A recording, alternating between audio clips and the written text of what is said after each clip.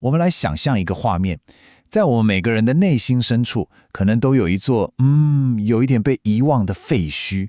它可能曾经很热闹，但不知道从什么时候开始，就渐渐被忽略，变得好安静。今天呢，我们不只是要去看看这座废墟哦，而是要一起学习怎么成为一位温柔的园丁，在这片土地上重新种下希望。好，让我们先一起回到过去。你想想看啊，在学校那个小小的世界里，你有没有过那种好像自己是透明人的感觉？不是说你做错了什么事，也不是有人欺负你，就只是因为你很普通，成绩不是最顶尖，才艺也没有特别突出，结果你就好像被淹没在人群里，没有人特别注意到你。其实啊，这种感觉是有一个名字的，心理学上叫做慢性情感忽视。它不像被打到那样会有很明显的伤口，可是这种长期被当作不重要、被忽略的经验，会在我们心里画下一道看不见的伤。它好像一直在告诉我们，你这么平凡好像就不值得被看见。然后呢，这道伤口它其实会跟着我们一起长大，长大之后它可能会变成一种很低的自我价值感，或是在人多的地方会习惯性的往后退，也可能是一种持续的不安全感，老是觉得自己好像随时都会被别人取代。这些其实都是过去的经验，在不知不觉中塑造了我们现在的样子。好，那问题来了，疗愈到底该从哪里开始？你可能会觉得是从心理、从想法开始，对吧？但其实不是哦，答案可能有点出乎你意料。第一步，我们要从我们的身体开始，我们要先去唤醒那个为了保护我们而一直蜷缩着的身体。这点真的超有趣的。我们身体啊，它其实比我们想象的还要聪明。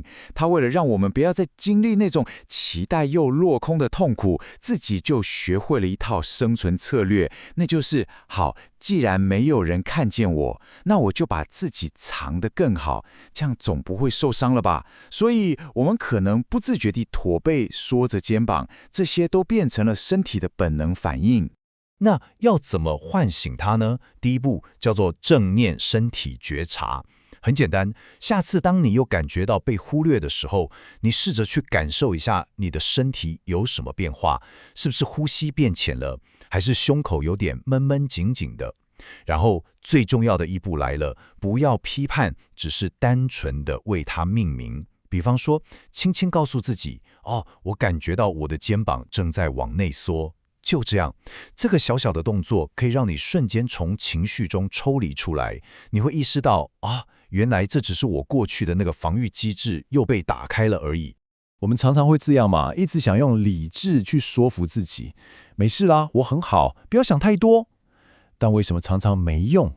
因为我们的情绪大脑它根本不吃这一套，它听不懂逻辑。真正的改变必须绕过思考，直接让我们的身体去体验到什么是力量，什么是安全感。这就是为什么光用想的是不够的。所以啦，具体可以做什么呢？来，你可以试试看这几招，像是练习又深又长的呼吸，感觉胸腔整个被打开，或是刻意的把你的肩膀打开，双脚稳稳的踩在地上，去感觉那种我被地球稳稳接住的感觉。或者你也可以去投入一项能让你专注在身体上的运动，瑜伽啊、跑步啊、重训啊都很好。这些动作其实都在向你的大脑传递一个全新的讯息，那就是嘿，我是有力量的，我真实的存在在这里。好，当我们的身体开始感觉到安全稳定了，我们就可以进到下一个也是更核心的阶段了。我们要去拥抱我们内心那个可能已经躲了很久很久的受伤的小孩。你可以想象，在我们的内心世界里，其实住了好几个不同的部分。可能有一个是那个觉得自己很平凡、不值得被爱的受伤小孩，可能还有一个是为了得到别人的肯定而变成工作狂的管理者。当然，也可能有一个是总是告诉你算了吧，不要争了，这样就不会受伤的保护者。先认识到他们的存在，就是和解的第一步。现在我想邀请你，就用你现在这个成熟温柔的自己，在心里对那个当年坐在教室角落的小孩，轻轻地跟他说：嘿，当你没有人看见你的好，那真的不是你的错。你其实不需要变得多么厉害、多么非凡，你本来的样子就完全值得被爱、被看见。请你一定要记得，这份对自己的慈悲才是疗愈最强大的力量。同时我们也不要忘了要去谢谢那些过度努力的管理者，还有那个习惯退缩的保护者。他们之所以会出现，都是为了保护当时那个脆弱的你。所以现在你可以告诉他们，嘿，谢谢你们，这些年来辛苦了，一直保护着我。我们现在已经安全了，我们不需要再躲起来了。当我们的内在世界慢慢和解之后，疗愈的旅程还没结束哦。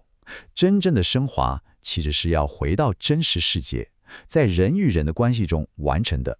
所以疗愈的第3步就是重建连接。这里有个观念，我觉得超级重要，一定要转过来。以前我们可能都觉得我一定要当那个最厉害、最闪亮的英雄，大家才会看到我，我才会有价值。但你知道吗？真正的疗愈力量其实来自完全相反的地方，那种集体合作的力量，那种体会到自己是一个比自己更大的整体中一个不可或缺的小螺丝钉时所带来的喜悦。这就带出了一个很美的概念，叫做同频共振。什么意思呢？就是说，真正的归属感它不是来自于你要成为最顶尖的那个人，而是你能不能找到跟其他人同一个频率、同一个节奏的感觉。那种共享的节奏感，可以让我们的神经系统感觉到最深刻的安全跟接纳。那要去哪里找这种共振的感觉呢？其实很多地方都有，比方说你可以去参加合唱团、击鼓圈，或是去打一场团队运动，像是篮球、排球，甚至是参加戏剧工作坊。在这些活动里，重点就不是你个人表现有多棒，而是我们一起完成了什么。你的存在本身就是一种贡献。好，我们走了这么长一段路，终于来到旅程的终点了。也让我们回到一开始那个园丁的比喻，这份宁静就是一个园丁的平静。这句话我觉得是整个旅程的精髓。所谓真正的升华到底是什么？它不是说有一天你终于功成名就了，然后可以回去让那些曾经看不起你的人对你刮目相看，不是的。真正的升华是，你再也不需要任何人的目光来证明你自己的存在。所以请你记住，你不再是那个缩在房间角落，一直等着别人来注意你的人了。你现在就是你内心世界里那个充满爱，而且全心投入的园丁。你亲手照顾着每一寸土地，让曾经的废墟也能开出美丽的花朵。最后，我想送给你这句话，也请你把它记在心里：根要扎在土壤里，才能与风儿一同生存；创伤要留在光里，才能与自我一同成长。让过去的伤痕都变成滋养你未来成长的养分吧。那么聊到这里，在这趟疗愈旅程的起点，换我问问你，你准备在你的花园里种下的第一朵花会是什么呢？是叫做自我接纳的花，还是勇气，或是平静？你的花园正等着你动手开垦呢。